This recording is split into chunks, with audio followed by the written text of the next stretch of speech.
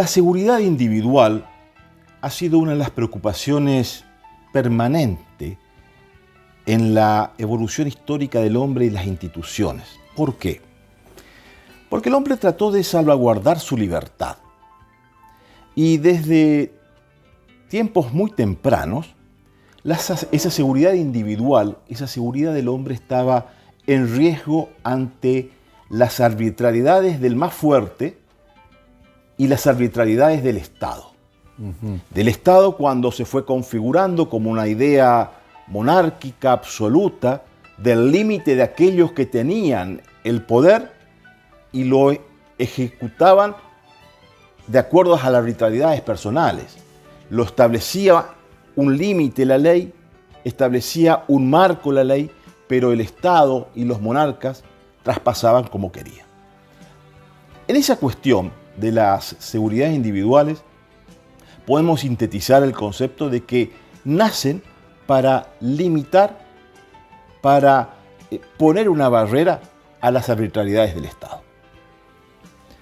Cuando nuestro país, cuando las Provincias Unidas del Río de la Plata decidieron tener su camino propio después del proceso revolucionario de 1810, una de las grandes necesidades era la organización del Estado y establecer dentro de esa organización estatal la vinculación del pacto político entre gobierno y ciudadanos.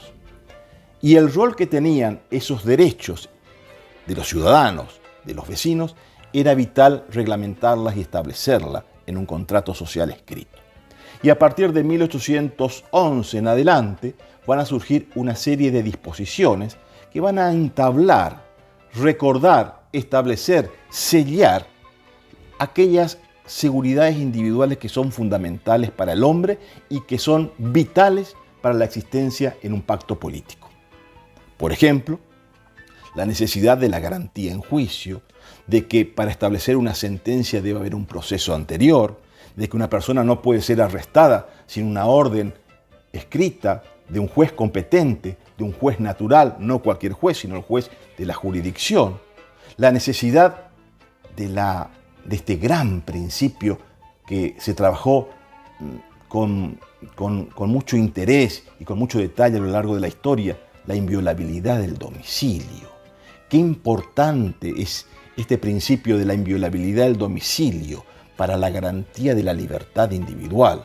Y a partir de este principio de seguridad individual que comienza a establecerse en el país con más ahínco, con más fuerza, la inviolabilidad del domicilio adquiere gran relevancia.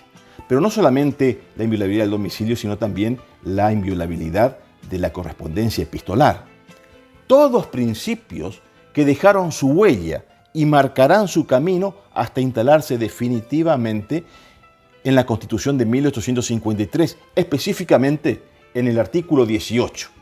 Quien lee hoy el artículo 18, uno de los artículos más importantes de nuestra Constitución, uno de los artículos de aquella primera generación de derechos, es una réplica, es el reflejo de aquel espejo, de aquel decreto de seguridad individual de 1811, que se fue repitiendo a lo largo de las décadas en otros instrumentos, pero se va a instalar definitivamente en un nicho particular que va a ser la Constitución de 1853 y va a tener vigencia hasta el día de hoy.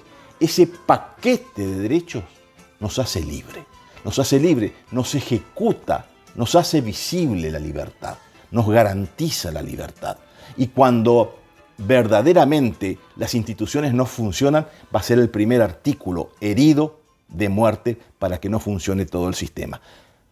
También aquel primer sistema de incorporación de los primeros derechos o aquellas garantías de seguridad individuales también tenía su excepción. Establecía, sí, hay que garantizar aquellos derechos y aquellas garantías individuales, pero cuando están en riesgo los intereses del país, de la patria, como se decía en aquel momento, se podían suspender las garantías. Esa suspensión de garantías, con el tiempo, se va a incorporar a otra institución constitucional denominada estado de sitio. Cuando existe convulsión interior, ataque exterior y el y el poder nacional cree que está en peligro la subsistencia del país, puede suspender solamente en esas condiciones las garantías individuales, las garantías de la sociedad con el denominado estado de sitio, que debe ser aprobado por el Poder Ejecutivo, ratificado por el Congreso, pero siempre a costo y responsabilidad de los daños que pueda causar por parte del poder político que lo decidió. Pero esa suspensión también estaba originariamente en los primeros momentos de la instalación del Decreto de Seguridad Individual en 1811 en el Río de la Plata. Pero estos no son principios que surgieron de un día para otro, ni surgieron de la iniciativa de alguien en particular. Viene de lo más profundo de la historia de la humanidad. Ya en las Cortes de León, en el siglo XII, establecían la necesidad de la inviolabilidad del domicilio. Un poco más adelante, en 1215, la famosísima Carta Magna de Inglaterra, que establecía los principios de la inviolabilidad del domicilio. Más acá, con las partidas de Alfonso el Sabio, establecía la inviolabilidad de la casa. Esa era la palabra que utilizaba, no el domicilio, sino la casa y el lugar de utilización de comercio. Eran sagrados.